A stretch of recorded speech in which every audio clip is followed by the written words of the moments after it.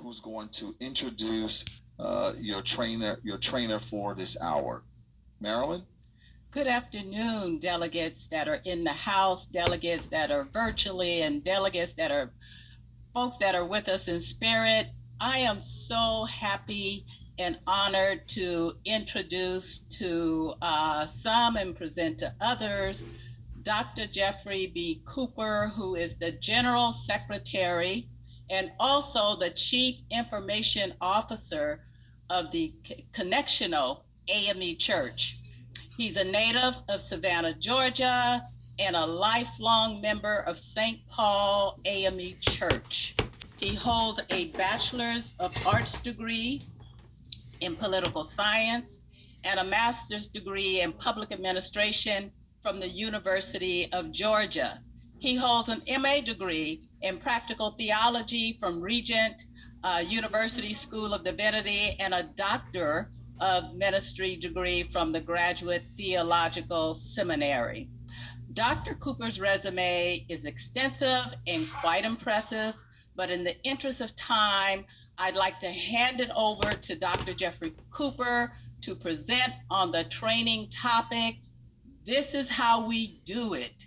Good and regular standing in the AME Church. Dr. Cooper? Thank you very much. To Bishop Pugh, I'm not sure if he's on the call or line, and to President Roden, and to all of the members of the lay organization of the 5th Episcopal District, I greet you today in the joy of Jesus. Let me thank Sister Marilyn Grant for her introduction, and also thank her for being in touch with me beforehand to give me somewhat of the lay of the land in regards to this presentation. I want to thank President Roden for the invitation to share with you today. He is quite a gentleman. He requested me a month or so ago to do something about the General Conference for the 5th District, and my schedule would not permit it. And I said to him, let me know when I can come back and do it. I've been on this. Girl, this thing is taking up my time. Okay, did I send you the menu? So he wrote me an email inviting me to come back. Okay. And to make a presentation today. What's the matter? Where are you? I didn't respond immediately because he picked a bad day. Okay, all right, bye. And I needed to clear the schedule to be able to do it. And while I was clearing that schedule, he had some other people call me to make sure I had his email. When I got back to him, I indicated that the day was clear, I could do what he wanted. I figured he wanted a presentation about the General Conference. And then he said to me, no, I want you to talk about good and regular standing. And I said, really? That is an intriguing topic, very seldom discussed in this church. And for, I guess, a number of different kinds of reasons. But today, we're going to give it a shot. We're going to talk about it from two different perspectives. And hopefully by the end of the hour, we would have come up with a better understanding of what it means or what it does not mean. Let me see if I can get my screen to share with you. And then we will be off and running here.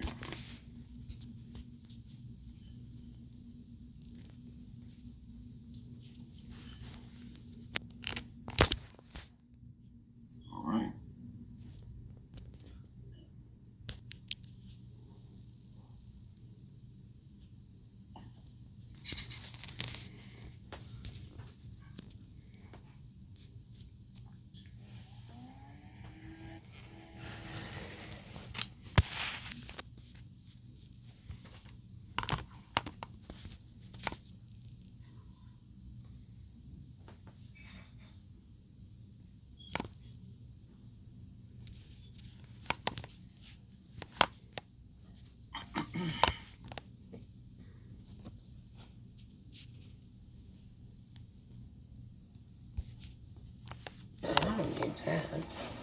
Okay. Because I'm a preacher, I'm going to start with a scripture. I'm not going to teach it. I'm not going to preach it. I'm not even going to try to explain it. But I want to posit this scripture in your spirit for it to marinate while we do this presentation. 1 Corinthians 10:31. Whether therefore ye eat or drink, or whatsoever you do, do all to the glory of God. And I want that to marinate and reflect at the same time on our topic for today. This is how we do it, good and regular standing. So whatsoever you do all to the glory of God.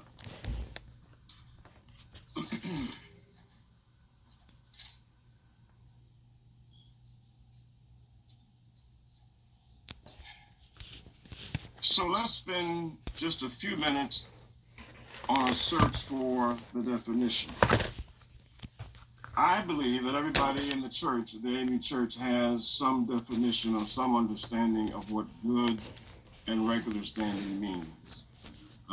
I was born into the AME Church, raised in the AME Church. I have heard this term used over my entire lifespan, off and on. More off than on. I suspect every one of you have used or you've heard this topic, good and regular standing, over the life of your time as an AME. Even as a preacher, as a pastor in this church, in the AME Church, I have only had to acquaint myself with this term on an off and on basis, not on any kind of continuing basis, not very often, but very rarely I have to come in contact with and decipher what is meant by the term good and regular. So let's search for some meaning.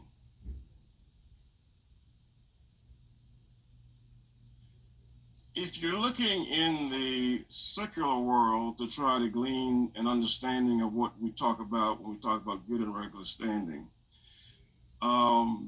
this is a definition that is out in the secular world for consumption. It refers to a person or an organization in good standing is regarded to having complied with all of their explicit obligations of that particular organization. A person is in good standing with an organization or educational institution may then take advantage of the benefits of membership or enrollment therein. So to be in good and regular standing in the secular world means whatever the organization's expectations of you are meeting or exceeding those expectations. And because you meet or exceed those expectations, you are therefore able to benefit from the organization or participate fully in the life of the organization. That's what we take or find in the real world.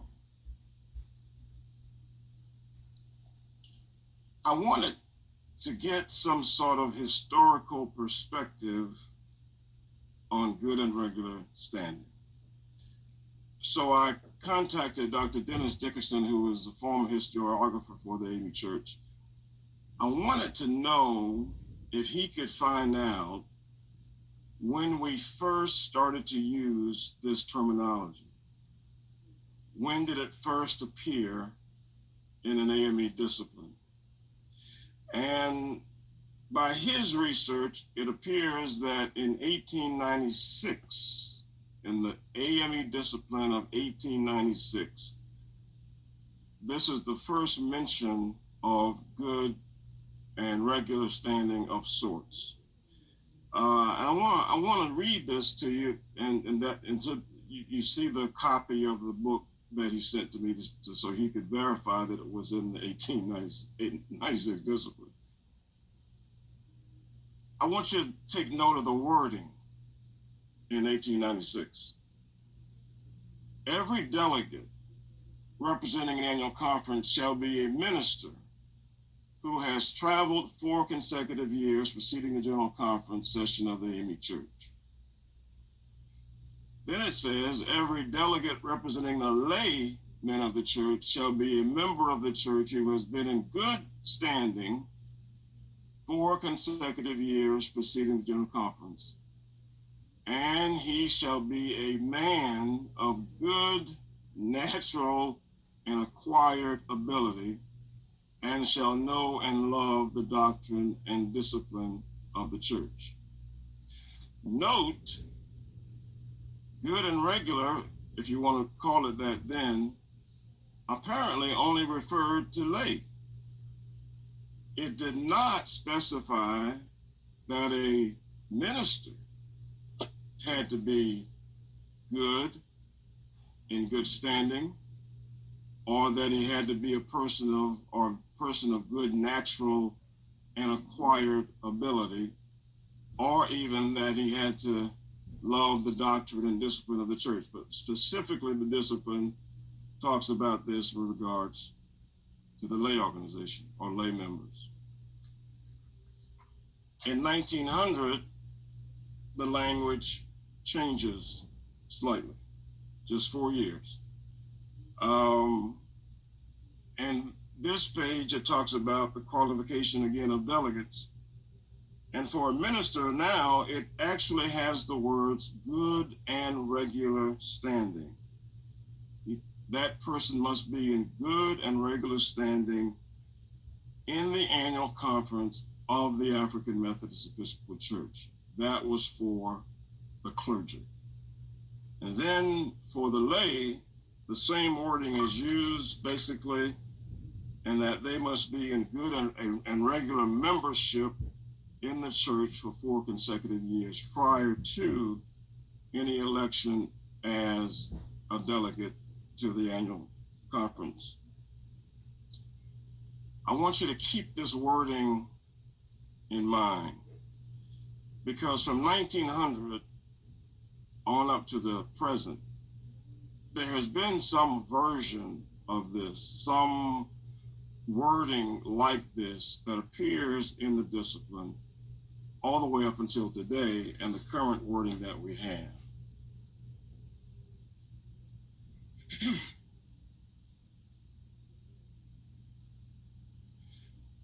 And this is what we have today in the current discipline 2016. And this is the only definition we have. Even though we're in this workshop, I really don't have a different definition to give you.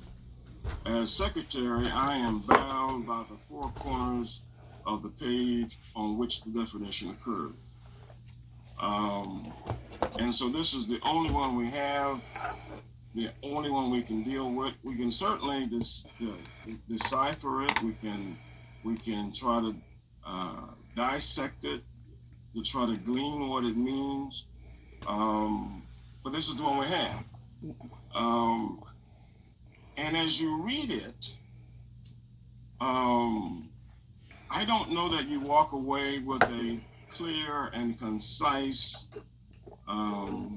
definition of what good and regular standing is. But you walk away with something. And this is the only something that we have to offer at the present time. It is terminology. It is to be used. It says here specifically and generally. I don't know how you can do both at the same time. You can use it specifically and you can use it generally. It is one qualification of eligibility for the holding of an office, of any office in this church, or for membership in the same. The terminology assumes or indicates that a person would be in regular attendee for worship, but it doesn't quantify or specify what regular means. You must contribute regularly to the support of the gospel. Again, it doesn't indicate what regular means or what would constitute an appropriate gift amount. You must contribute to the benevolent enterprises to the poor, and give of your time and talent to the various ministries of the church. That is our definition, the AME definition of good and regular standing. Now, I'm fully aware that the secretary of the church is often called upon to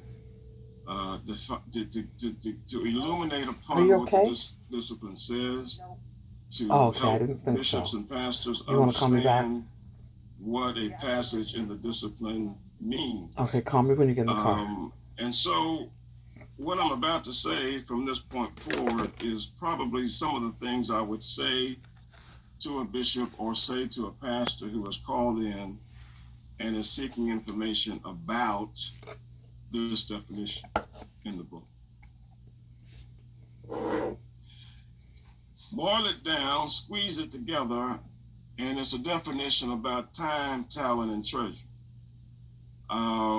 It is a definition in the book that basically says a good member is a member who is contributing of their time and their talent and their treasure to the local church in which their membership belongs. That's the neat, clean version, I guess, of what this is. This is how we do it. This is how we do it. If we are in good and regular standing in our local churches, we're hitting each of these benchmarks. Although we don't have any measurable criteria for what time, talent, and treasure means. Okay?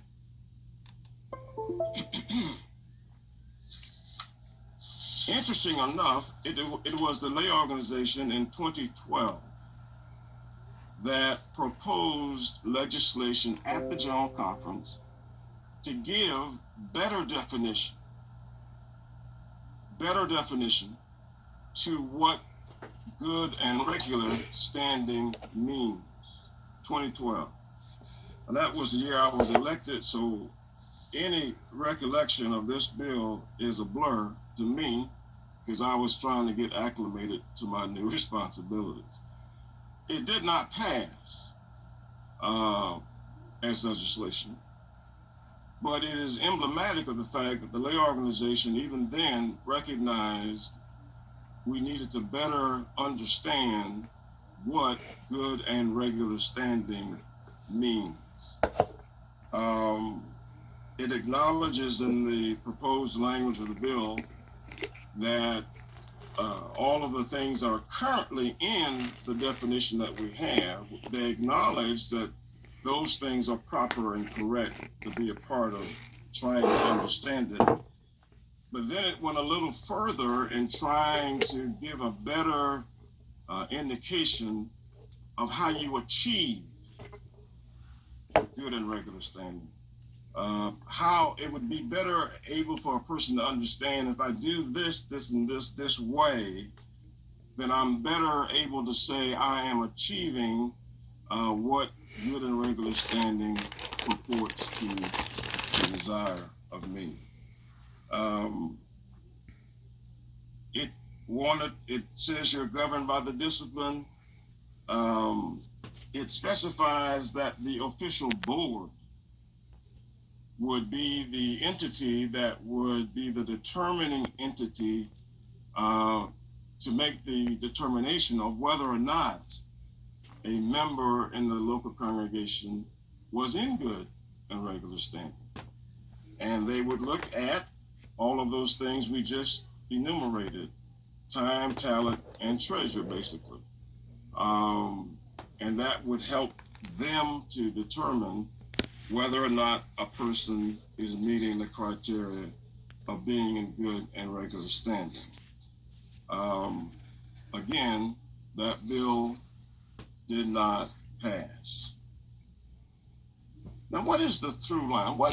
Even if you go back to 1896, 1900, bring it all the way forward to the current definition that's in the book, there is a through line, there is a constant that remains with the definition of what this means.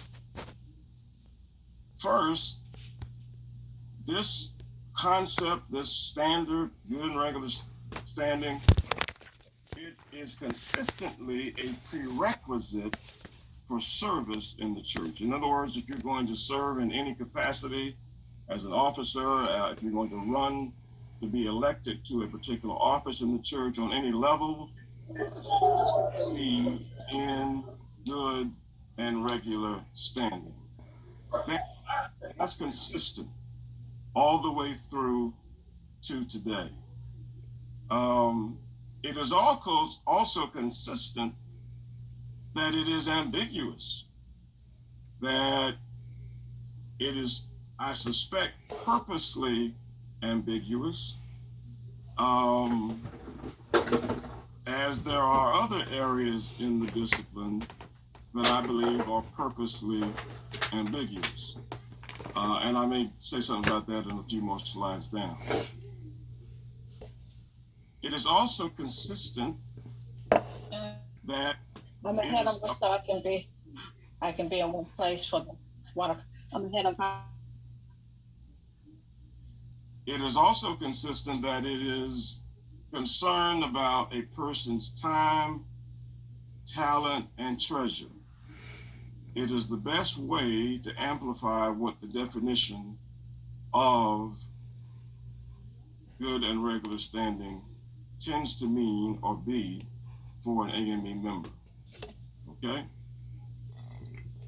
I think the concern we have in most cases, and what would require the secretary perhaps in terms of giving any advice to a bishop or to a pastor, comes in terms of how this concept, how this terminology, how this standard is applied.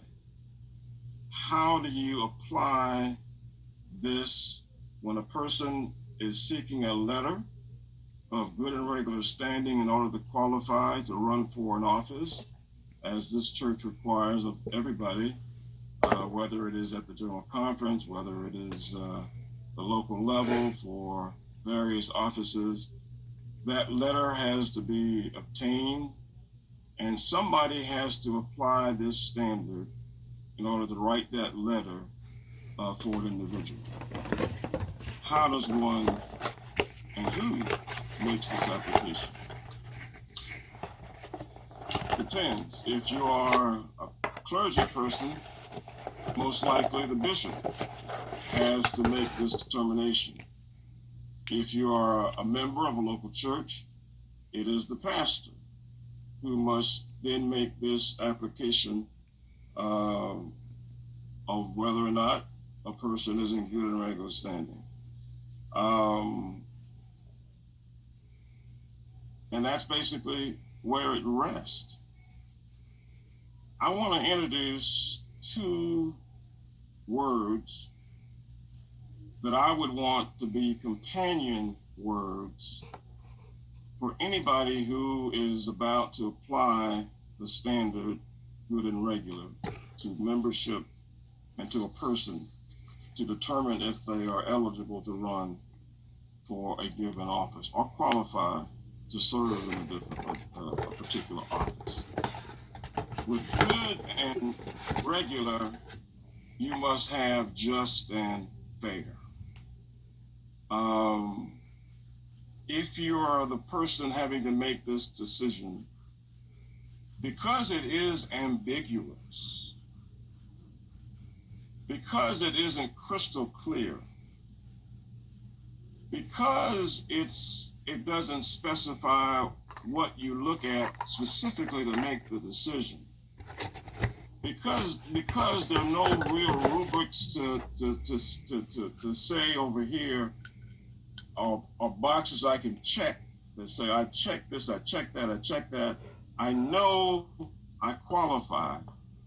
Because none of that exists, really, then you must apply the standards and apply the definition that we have in a manner that is just and fair. The very fact that I'm implying that it ought to be just and fair, it also implies that it can also be unjust and unfair. And in many cases, when it is unjust and unfair, there isn't a lot of recourse to it. There's not a lot of appeal. There's not a lot of at your disposal to reverse it. And that bespeaks to why perhaps there is ambiguity in the definition.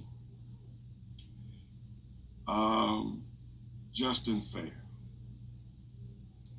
So if you're being just and fair, if you are a bishop and you want to be covered by whatever decision you're about to make, you should at least be able to say that part of why I have decided this person is in good and regular standing is because the annual conference has passed his or her character. And if the annual conference has found no fault in this person, then why or how can I find fault beyond that body, which has a responsibility to determine the character of a pastor or a clergy person? They would need to at least, it seems to me, consider what actions the annual conference has taken in the passing of that particular person's character. If you are a pastor and a member has approached you, approached the pastor for a letter, and depending on the size of a congregation, that in and of itself can be a great task. If you're in a mega church or church of several hundred people, the pastor may not know everybody by name and by face or any of those sorts of things, and may be more at a disadvantage in making this determination. And so I would think here, the class leader system becomes important because the class leader who is doing a good job as a class leader is in constant touch with the members of his or her class. They are the first line to recognize or know when there's a change in the person's ability to attend, a change in the person's ability to contribute, a change in the person's ability to attend service regularly. The first person who should be able to know these things and the reason behind these things would be the class leader. And the class leader would be able to report the same to the pastor so that the pastor is fully aware of what is going on with any particular member who may be having some degree of difficulty. The other area that could be a source of information is from the steward board, who is functioning fully and doing a fourth quarter report about the membership. The book requires that stewards do a fourth quarter report of the membership to determine the membership roll. Are there persons on the roll who should be purged from the roll? In the process of doing that, quite really, I guess the stewards are really making some determination about whether or not a person is in good and regular standing, because if someone is purged, it is because they have determined that they are not in full membership for whatever reason, by transfer or by leaving, or if they have simply fallen to a point that they are not hitting those marks of time, talent, and treasure.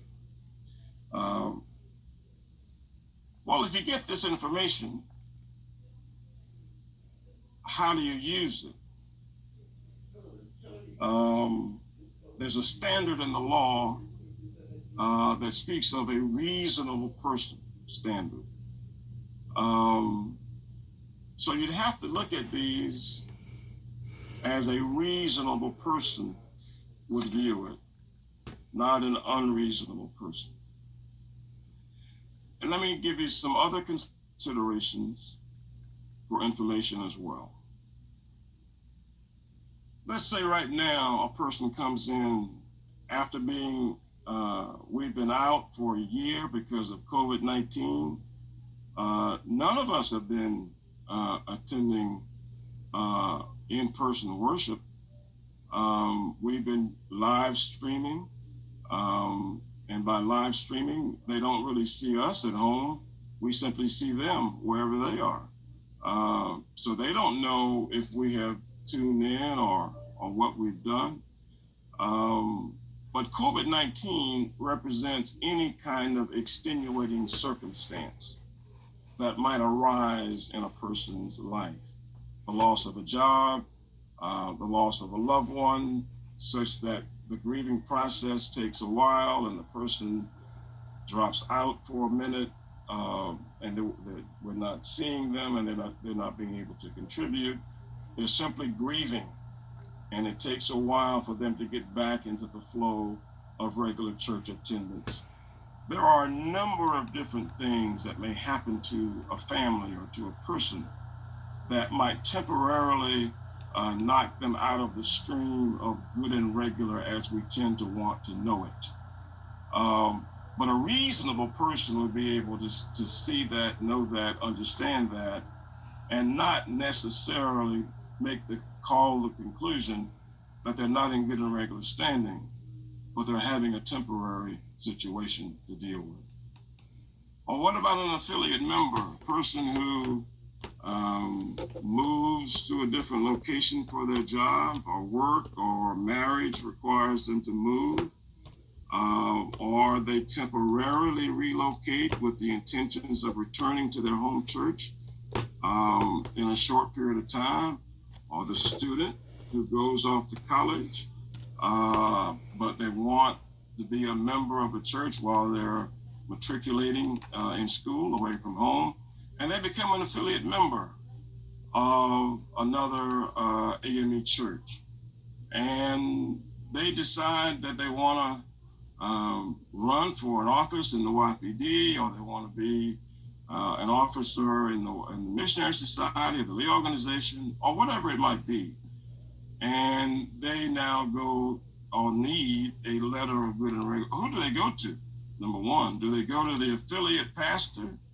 Is that the person who should do it? Or do they go back to the pastor of their home church where they are, where their home membership is? And if the affiliate pastor says, I don't think you're in good and regular standing, and then the home pastor says, yeah, well, I know you're in good and regular standing. Well, who has the say here? Or is it a jump ball for the people who have to receive the letter? I mean, so who does all of that? Here again, a reasonable person with a reasonable understanding would have to make that decision and make that call, garnering all the information available and at their disposal. Now, I'm going to end this where I started, and that is with the scripture. Whether therefore ye eat or drink, or whatsoever ye do, do it all to the glory of God. I think these words embrace all of life, all that we do. I was, 2 churches I pastored, I did this. The Sunday bulletin, across the front of the bulletin, I listed in small print, but readable print, the occupation of every member of my church, every occupation, whatever they did, teacher, lawyer, whatever, janitor, whatever they did, we captured it, and it was on the front of the bulletin. And then across all of those occupations, we listed this scripture. Whatsoever you do, whether you teach, preach, whether you are a lawyer or a doctor, you do it all to the glory of God. Why would that even be important? And why would that even cross me to put on a bulletin? Because it was a sermon being preached every Sunday to every person who picked up a bulletin and looked at the front cover. Without me having to say a word, I was trying to get everyone to understand that whatever you do in the church, whatever you do outside of the church, we do it all to the glory of God. And if we do, there is no way we could ever not be in good and regular standing. There's no way we can, even if you come to my job, as if you come into my little cubicle where I work, and you go down the way and ask the people, well, what kind of person is Jeff Cooper, and how does he get along with everybody in this office complex? If I am doing my job there to the glory of God, I should be in good and regular standing with the requirements of my job, but also with the people with whom I must work on my job. There's no way I could not be in good and regular standing. And it applies certainly to the church that if we are doing what we do, whatever we do, big, small, it doesn't matter. If our intentions as members of the African Methodist Episcopal Church is to serve in a way that gives glory to God, I find it difficult for someone to not be in good and regular standing. I'm going to end it there, and I'll be happy to take any questions or get into any discussion that you would like to have.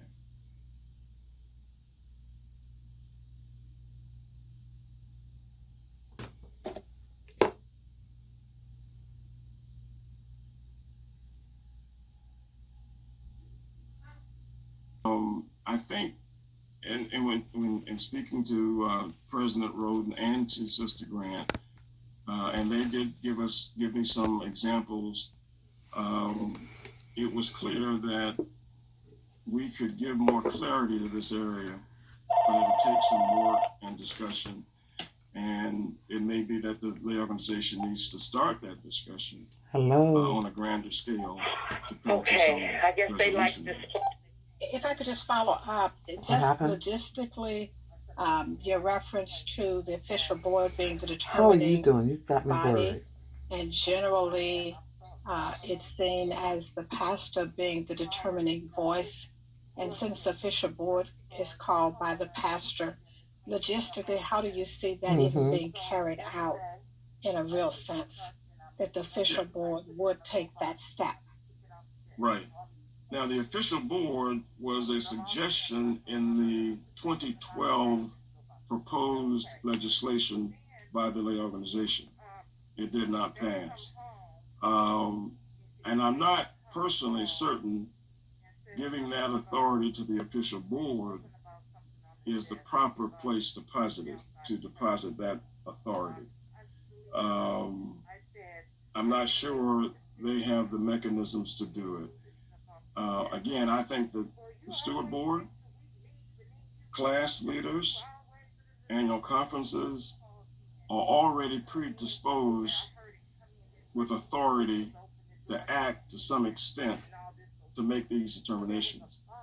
or at least act in a way that gives pastor and bishop some evidence or some information to inform them as they come to a conclusion about what good and regular standing means, as they interpret it, and as they apply it to a person who needs such a determination done for them.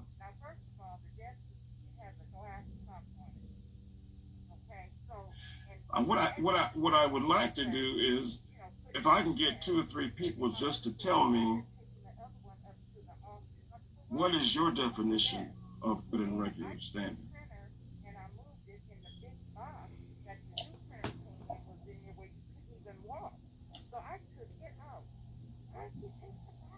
Not all at once.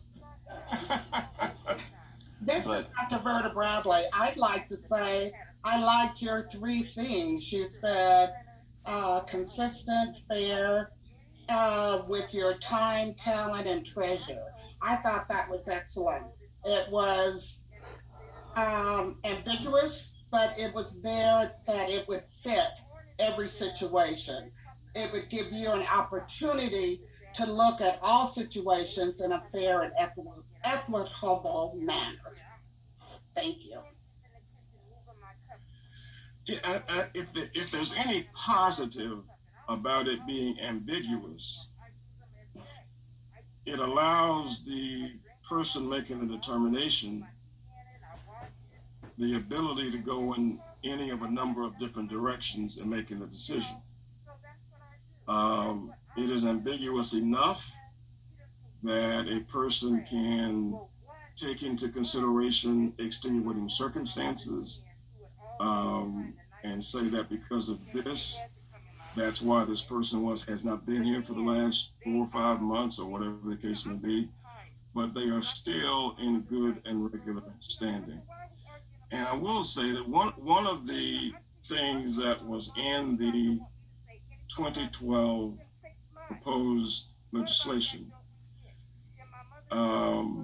was in reference to a person who gets ill,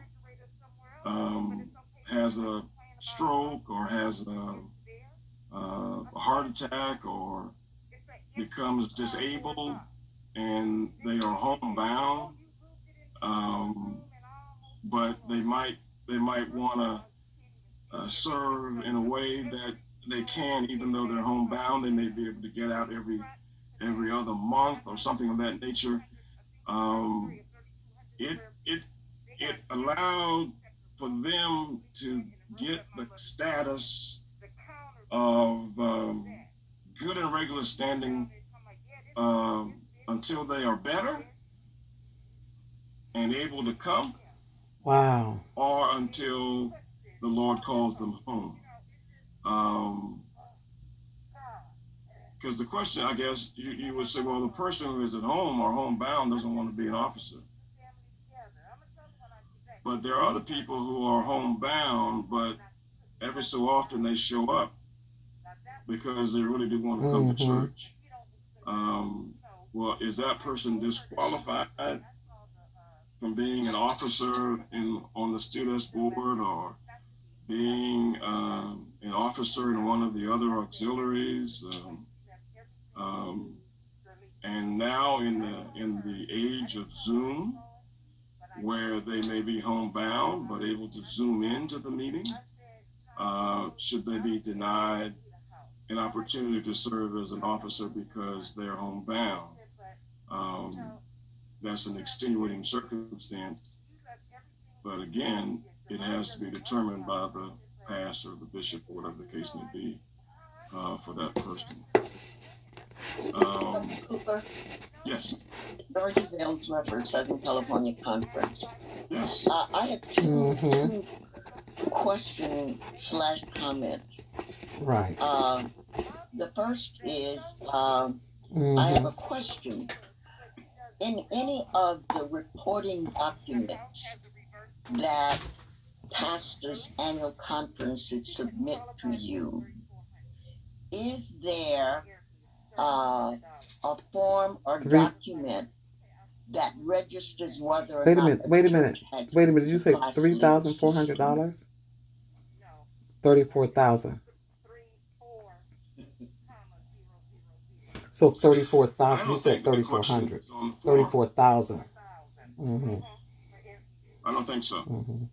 Yeah, you mentioned it, and it's something very close to my heart. And what I've learned as I traveled around the church is that many of our churches don't use the class leader system. So that and it you listed as one of the ways of ascertaining one of the guiding principles. So that was my first question. The second comment is that our presiding elder says he hasn't really seen it anywhere, but like good and regular Where's their standing, income coming the from? statement the pastor is in charge is often put before us. I'm a layperson.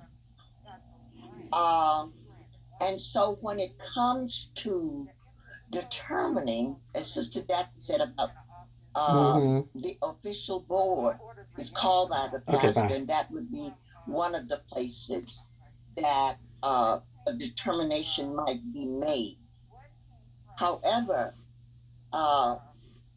if the pastor is in charge, I'm suggesting to you that maybe the only place that really matters is what the pastor says. Example,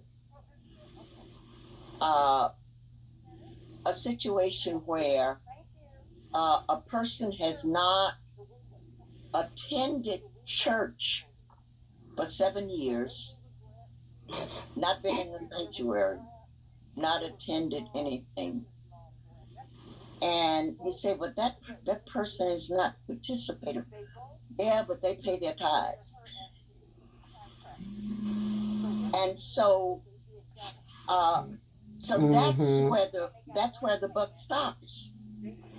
So regardless to what the class leaders say or a steward says or a board says, the way we operate, whether it's in the discipline or not,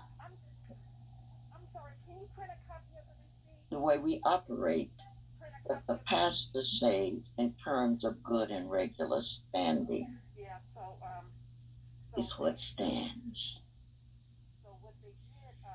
You are absolutely, positively, 100% correct. You're correct. And that's why I would propose just and fair as a way for applying. Yeah. And that I'm so glad you put that in the way. Some data, some sort of data is used in making a decision.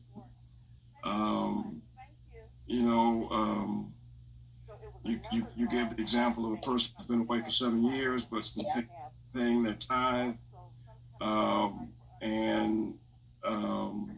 If that member was to die, they would want all of the privileges of membership, including a funeral and the sanctuary and all of that. There are churches who would deny it, even though the person has been paying. So that, but there again, these what I call the extenuating circumstances that need to be considered. I was a pastor for over 40 years. I've never used this thing. I've never found a person to not be in good and regular standing. It's like anything else. You need to count the cost you're about to make, and sometimes the decision is just too costly to make. Yeah, and so we didn't. I have looked since you mentioned at the pastor's report blank. I keep this book always close to me, and nothing on that blank about a functioning class system. That can be corrected, however, and I thank you for pointing it out. Dr. Cooper? Yes. Thank you so much. Thank you to everyone who have asked questions. This has been rich and has given us quite a bit as a lay organization and even as a church to think about how we treat one another and being fair and just. We appreciate your position that you have shared with us. We're going to need to close out because we have another training that's immediately following. But again, I just want to appreciate all that you have shared with us. I'll hand it over to our president. Let's give Dr. Cooper a big round of applause. Dr. Cooper, you have educated us. You wanted to say something. Go ahead, Dr. Cooper. Just want to say thank you to you and to everybody else. I really enjoyed it. Thank you. And you have opened our eyes and our ears and our minds. I heard many placements in your training where you were actually sending the charge to the lay organization to re-engage, whether you said it or not. That's what I heard. To bring clarity around this language, to eliminate any ambiguity in our Constitution, our discipline that defines this language around good and regular standing. Thank you so much for rendering this session today. What we want to do, you would not believe that I'm getting so many text messages from all y'all telling me that you're hungry, and we are behind, and here